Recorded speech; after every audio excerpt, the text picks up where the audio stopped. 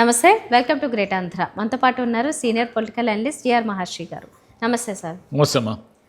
Sir, ఇప్పుడు అంబటి రాంబాబు గారికి అన్ని కేసుల్లోనూ ఇంకా బెయిల్ వచ్చింది, విడుదలవుతారు అనుకునేసరికి మళ్ళీ ఇంకో కొత్త కేసులో పెట్టి మళ్ళీ ఆపుతున్నారు. ఇలాంటివి ఏంటంటే ఆల్రెడీ అంబటి రాంబాబు గారని అందరూ అనేది ఏంటంటే ఆయన కేసునే పెట్రోల్ బాంబ్ చేసిన వాళ్ళేమో బయటను అంటే స్టేషన్ బయలుతో బయటకు వచ్చాడు, ఈయనేమో జైలుకి వెళ్ళడం అనే దాన్నే విమర్శిస్తుంటే మళ్ళీ వచ్చిన దానికి కూడా మళ్ళీ అడ్లు వేస్తూ మళ్ళీ ఆయన ఆపడం ఒక కాపునేత మీద, దీన్ని ఏ విధంగా చూస్తారు ప్రజలైనా మనమైనా?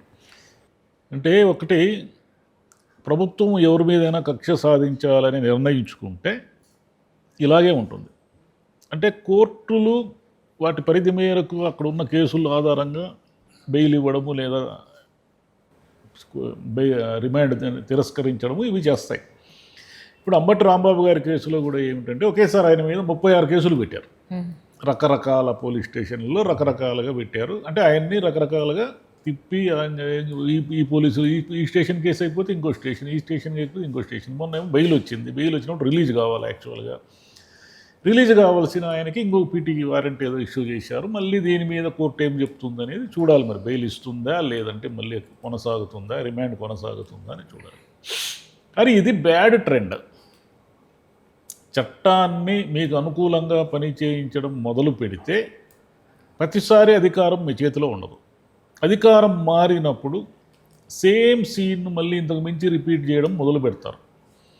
మీరు గతంలో ఏం చెప్పారు, జగన్ గారు ఇష్టం వచ్చినట్లు వ్యవహరిస్తారు, ఆయనకు ఒక పద్ధతి లేదు, పాడు లేదు, వాళ్ళు కేసులు పెడతారు, వేధిస్తారు, మా పార్టీ ఆఫీస్ మీద దాడులు చేస్తారు, ఇవన్నీ చెప్పారు కదా. ఇవన్నీ చెప్పిన తర్వాత మీరు ఏం చేశారు? ఇప్పుడు అంతకు మించి చేశారు. పోనీ అందరి విషయంలో చట్టమైన ప్రభుత్వమైనా ఒకేలా వ్యవహరిస్తుంది అని అనడానికి కూడా ఏమీ దాఖలు. ఆయన అనింది తప్పే. అంబటి రాంబాబు గారు ఆ సిచ్యువేషన్లో ఆయన మీద దాడి చేయడానికి వస్తే ఆ ఇష్యూలో ఆయన నోరు జారి ముఖ్యమంత్రి గారిని దూషించారు. అది ఎవరు కూడా సమర్థించరు. అది కేసు, ఆయన మీద కేసు పెట్టాల్సిందే. కేసు పెట్టిన తర్వాత కోర్టు ప్రొసీజర్స్ జరుగుతాయి. దాంట్లో ఎవరికి ఏమి ఇబ్బంది లేదు. మీరేం చేశారు మరి? ఆయన ఇంటి మీద 5-6 గంటలు దాడి చేశారు. కర్రలు రాడ్లు తీసుకొని అన్ని కనబడిన కార్లు వస్తువులన్నీ ధ్వంసం చేశారు. జోగి రమేష్ గారింటి మీద ఏకంగా పెట్రోల్ బాంబే విసిరారు. పెట్రోల్ బాంబు విసరడము అంటే ఏమిటంటే ఆ ఇంట్లో ఉన్న మనుషుల్ని హత్య చేయడానికి ప్రయత్నించడం, అంతే కదా. పెట్రోల్ బాంబు అంటే ఏమిటి? అది ఒక్కసారిగా విస్ఫోటనం అవుతుంది, అక్కడ ఉన్నవన్నీ అంటుకుంటాయి. సకాలంలో మంటలు ఆర్పకపోతే అక్కడ ఉన్న వాళ్ళు చచ్చిపోతారు. అంటే ఒక హత్యాయత్నము, ఆర్సన్ అంటే ధ్వంసము చేయడము, విధ్వంసము, రౌడీజము చేసిన ఈ 2 కేసుల్లో మీరు మీ వాళ్ళు కాబట్టి ఏమీ మూవ్ కాకుండా స్టేషన్ బెయిల్ ఇచ్చి పంపించారు. వాళ్ళ మీద కేసు ఏమీ లేకుండా చేశారు. మరి ఇది ఎట్లా?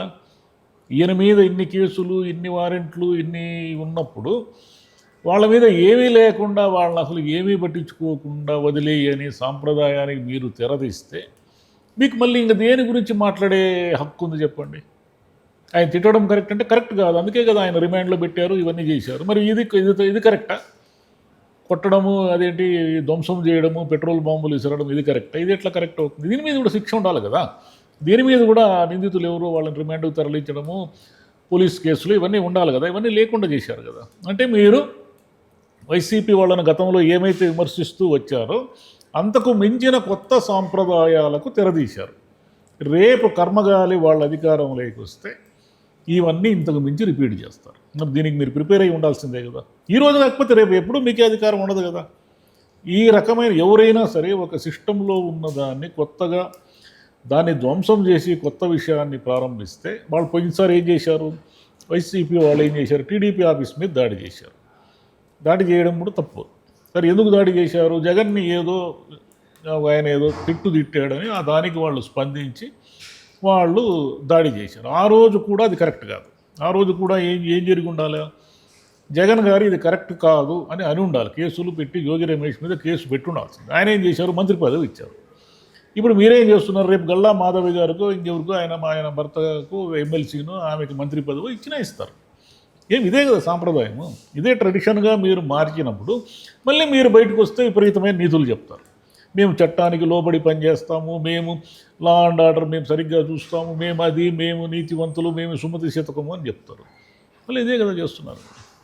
ఇది ఇక్కడతో ఆగదు, పోతూనే ఉంటుంది. ఇది ఈ 5 ఏళ్ళు ఈ మిగిలిన 3 ఏళ్ళు కూడా 3.5 ఏళ్ళు ఉంది కదా దాదాపు, ఇదంతా కూడా ఇలాగే కొనసాగితే రేపు మీరు వైసీపీ విధ్వంసము, వైసీపీ దౌర్జన్యము, వైసీపీ అది ఇది అని ఏం మాట్లాడే హక్కు మీకు ఉండదు. అదే రూట్లోనే ఉన్నారు మీరు, సేమ్ అదే దారిలోనే ఉన్నప్పుడు వాళ్ళకు మించి మీరు ఉన్నప్పుడు మీకు సమర్థించుకునే హక్కు ఎక్కడ ఉంది? ఇప్పుడు ఆ రోజు గోలగోల రాసిన మీడియా అంతా ఈరోజు ఎందుకు మౌనంగా ఉంది? ఇది కరెక్ట్ కాదని ఒకరన్నా అనాలి కదా, ఎవరు అనలేదు కదా. అంటే ఎవరి మీడియా వాళ్ళని సపోర్ట్ చేసినంత మాత్రాన ప్రజలు అందులో గుడ్డి వాళ్ళే ఉండరు, ప్రజలు అన్నీ చూస్తూ ఉంటారు, ఏది కరెక్టు ఏది తప్పు చూస్తూ ఉంటారు. మీరు కూడా మీకు సెల్ఫ్ గోల్ వేసుకునే దిశగా ప్రయాణం చేస్తున్నారు, ఆల్రెడీ వేసేసుకున్నారు, సుమారుగా వేసుకున్నారు. Right sir. అప్పుడు కూడా కొన్ని ఏవైతే ఇలాంటి విధ్వంసకర పనులు చేస్తున్నారు అని హైలైట్ చేస్తూ ఎలక్షన్స్ టైంలో వాడుకున్నారో వాటికి సంబంధించి తర్వాత వీళ్ళు అధికారంలోకి వచ్చిన తర్వాత ఆ కేసుకు సంబంధించి ఏమీ మాట్లాడలేదు. ఏంటి పోనీ వాటిని ఏమన్నా సాల్వ్ చేయడమో, ఇదిగో ఇందులో వీళ్ళ తప్పు ఉందని నిరూపించడమో అవి వదిలేశారు. ఎందుకంటే అట్లా అప్పటికే వాడుకోవడానికి మాత్రమే కావాలి అవంతే. వాటికి మళ్ళీ సొల్యూషనో లేకపోతే అప్పుడు ఇబ్బంది పడ్డ వాళ్ళకి న్యాయం చేయడమో అవి సంబంధం లేదు. ఇప్పుడు కక్ష తీర్చుకునే పని చేస్తున్నారు. మరి నెక్స్ట్ వాళ్ళ నుంచి ఎక్స్పెక్ట్ చేసేది ఏముంటుంది? ఏం లేదు, అంతే. బురద వేశారు నాన్ స్టాప్గా వేశారు. వీళ్ళు కడుక్కునే పనిలో వీళ్ళు ఉన్నారు, వైసీపీ వాళ్ళు. ఏ వేశారు? లక్షల కోట్ల అప్పులు అన్నారు. తీరా చూస్తే ఈరోజు మీరే 3 లక్షల కోట్ల అప్పుల వరకు చేశారు. అది ఏమిటి? ఇంకేదేదో జరిగిపోయింది, అక్కడ జరిగింది, ఇక్కడ జరిగింది, ఏదేదో అన్నారు కదా. మీరు ఏం జరిగింది? అది శాంతి భద్రతలు లేవన్నారు, అమ్మాయిలకు రక్షణ లేదన్నారు. ఏకంగా పవన్ కళ్యాణ్ గారు కొన్ని వేల మంది అమ్మాయిలు ఉమెన్ ట్రాఫికింగ్ జరిగిందన్నారు, మరి తీసుకురాలేదు కదా. ఒక్కరిని కూడా తీసుకురాలేకపోతారు. కొన్ని వేల మందిలో ఒక 100 మందిని తీసుకొచ్చి, అయ్యా ఆంధ్రప్రదేశ్లో వైసీపీ గవర్నమెంట్లో జరిగిన ఈ అన్యాయాన్ని మేము ఇలా సవరించామని ఏమన్నా చెప్పారా? గంజాయితో నిండిపోయింది ఆంధ్రప్రదేశ్ అంతా, గంజాయి ఫుల్ ప్యాక్డ్ విత్ గంజాయి అన్నారు కదా. ఏం చేశారు మరి? మీరు మీ హయాంలో కూడా ఏడ చూసినా గంజాయి పట్టుబడుతూనే ఉంది కదా. మీరు ఏమి కొత్తగా ఏం చేశారు చెప్పండి? పాత పద్ధతుల్లోనే కదా ఉన్నారు. ఏమనంటే మేము లక్షల ఉద్యోగాలు ఇస్తాము, కోట్ల పెట్టుబడులు తెస్తున్నాము అంటున్నారు. సరే, తెస్తే బాగానే ఉంటుంది. ఇప్పటివరకేం తేలేదు కదా, మాటలే కదా, అట్లే కదా చెప్తున్నారు. మీరు బ్రహ్మాండమైన రియల్ ఎస్టేట్ కంపెనీలకు కూడా 99 పైసలకి ఇచ్చేసారు, లూలు కంపెనీలకు ఇచ్చారు. ఎక్కడ ఈరోజు అసెంబ్లీలో ఎమ్మెల్సీలు అడిగిన ప్రశ్నకు మీ దగ్గర సమాధానం ఎక్కడుంది? ఇవ్వకుంటే ఎలా పరిశ్రమలు వస్తాయి అంటారు. మరి వాళ్ళు పోయి గుజరాత్లో డబ్బులు ఇచ్చి కొనుక్కున్నారు కదా లూలు కంపెనీ వాళ్ళు. ఆంధ్రప్రదేశ్లో వచ్చేసరికి మరి వైజాగ్ అనేది ప్రైమ్ ప్లేస్ కదా, ఆడేందుకు ఉచితంగా ఇచ్చేది? అక్కడ ఎవరైనా కూడా డబ్బులు ఇచ్చి కొనుక్కోగలరు కదా. అదే లూలు వాళ్ళ హయాంలో వెళ్ళిపోతేనేమో అసలు ఏదో పెద్ద పరిశ్రమ లూలు పారిపోయింది, లూలుని జగన్ తరిమేశాడు. లూలు అంటే ఏంది? అది ఒక షాపింగ్ మాల్ కదా అది. దాన్ని తరిమేసేది ఏముంది? లాభాలు ఉంటే వస్తాడు, లేదంటే పోతాడు. అసలు వాళ్ళకెందుకు రైతులు ఇవ్వాలి? రేపు పొద్దున షాపింగ్ మాల్స్ అనేకం ఉన్నాయి కదా, మనం బోలెడన్ని ఉన్నాయి కదా. ఆ మాల్స్ వాళ్ళు అందరూ కూడా మాకు రైతులు ఇవ్వండి, మాకు స్థలాలు ఇవ్వండి, మాకు బిల్డింగ్లు కట్టించండి అంటే కట్టిస్తారా మీరు? ఎట్లా కట్టిస్తారు మీరు?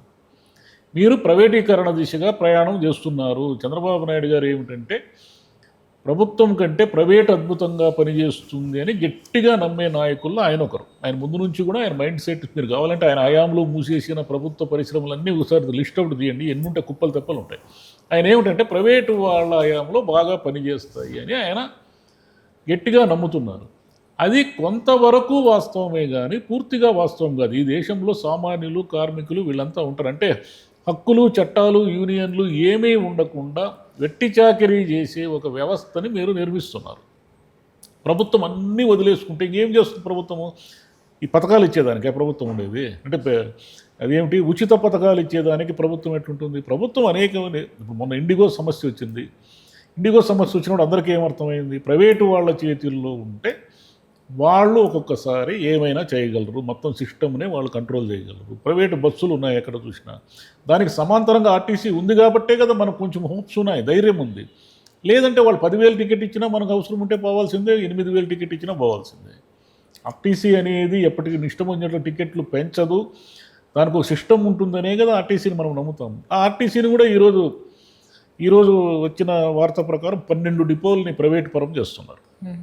విద్యుత్ బస్సులు నడపడానికి ఆర్టీసీ నడుపుతుంది. ఎందుకు నడపదు? 12 డిపోలు 6,000 కోట్లు అని సాక్షిలో వచ్చింది.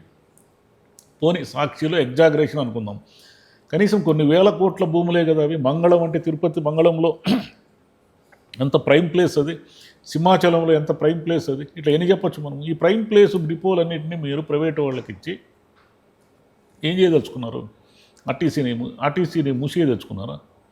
కొంతకాలానికి ఆర్టీసీని ముక్కలు చేసేసి దాన్ని ప్రైవేటు పరం చేసేసి ఏదో కొంత మీరు పెట్టుకొని ఉచిత బస్సు ఏదో నడుపుతూ అలా మెయింటైన్ చేయదలుచుకున్నారు. అంటే ప్రజలకు పనికొచ్చే వాటి విషయంలో ప్రభుత్వం ఏం చేయాలంటే అక్కడ వ్యాపార దృష్టితో చూడకూడదు. ఆసుపత్రులు కానీ స్కూళ్ళు కానీ ఇవన్నీ కూడా మెడికల్ కాలేజీల మీద గోల జరుగుతూ ఉంది కదా. ఈ గోలలో ఏమిటంటే వైసీపీది న్యాయమా అన్యాయమా, వైసీపీ డిమాండ్ కరెక్టా తప్ప అనేది పక్కన పడేస్తే మనము మెడికల్ కాలేజీని ప్రభుత్వం నడిపితే ఉన్నంత గుర్తింపు ప్రైవేటు వాళ్ళకి ఎందుకు ఉంటుంది? ప్రైవేటు వాళ్ళకి ఏం అవసరం ఉంటుంది? ఒక ప్రైవేటు వాడు వ్యాపారమే కదా చేస్తాడు, వాడు ఎందుకు ప్రజాసేవ చేస్తాడు చెప్పండి? ఇప్పుడు మీరు లులు కంపెనీ అని ఏదో డబ్బులు ఇచ్చారు, దానికి సలహాలు ఇచ్చారు, వాడు ఎందుకు వాడు వ్యాపారమే కదా చేస్తాడు, ప్రజలకు ఎందుకు సేవ చేస్తాడు? ప్రజలకు వాడు లాభాలు వస్తే ఉద్యోగులను పెట్టుకుంటాడు, నష్టాలు వస్తే సంస్థ మూసేసి వెళ్ళిపోతాడు. ఎవడైనా అంతే కదా. మీరు ఒక విచిత్రమైన గేమ్ ఆడుతున్నారు ఆంధ్రప్రదేశ్లో. ఈ గేమ్ కనుక వర్కౌట్ కాకపోతే మీకేం కాదు, మీరు పోతే ఇంకోరు వస్తారు, కానీ ప్రజలు శాశ్వతంగా నష్టపోతారు. ప్రజలకు శాశ్వత నష్టం జరగబోతాం. నెమ్మదిగా మాట్లాడే వాళ్ళందరినీ నోర్లు మూయించే ప్రయత్నాలు జరిగాయి. సోషల్ మీడియా అన్నారు, తర్వాత మళ్ళీ నాయకుల దగ్గరికి వచ్చారు. చాలామంది ముఖ్యమైన అంటే ఎవరైతే మైకుల ముందు గట్టిగా మాట్లాడతారో మ్యాక్సిమం వాళ్ళందరి మీద కూడా ఏదో ఒకటి చేశారు, కేసులు లాంటివి ఏవో జరిగాయి. ఇప్పుడు అంబటి రాంబాబు గారు టర్న్ అయింది, అది కూడా ఆయన ఏం చేయకుండానే చేశారంటే చేశారు, కానీ ముందు ప్రేరేపించింది వీళ్ళే అనేది ఒక వాదనైతే ఉంది కదా. సో మొత్తానికైతే కేసులు నడుస్తున్నాయి, ఒక్కొక్కరిని మాట్లాడకుండా చేసే ప్రయత్నం అయితే జరుగుతుంది. అంటే ప్రజల హక్కుల్ని ప్రజల మీద ఒత్తిడి పెంచి ఉక్కుపాదం మోపి జైళ్ళ పాలు చేసి నాయకులు కానీ ప్రజలు కానీ ప్రతిపక్షం కానీ ఎవరినైనా సరే అట్లా చేసిన వాళ్ళంతా కూడా చరిత్రలో మళ్ళీ అదే దానికి గురవుతారు. కేసీఆర్ గారు తెలంగాణలో ఒక ఉద్యమం నిర్మించి తెలంగాణ తీసుకొచ్చారు కదా. ఆయన హయాంలో 10 ఏళ్ళు ధర్నాలు ఏమీ లేకుండా అన్నిటి మీద ఉక్కుపాదం మోపారు. ఫలితం ఏమిటి? కాంగ్రెస్ గవర్నమెంట్ వచ్చింది.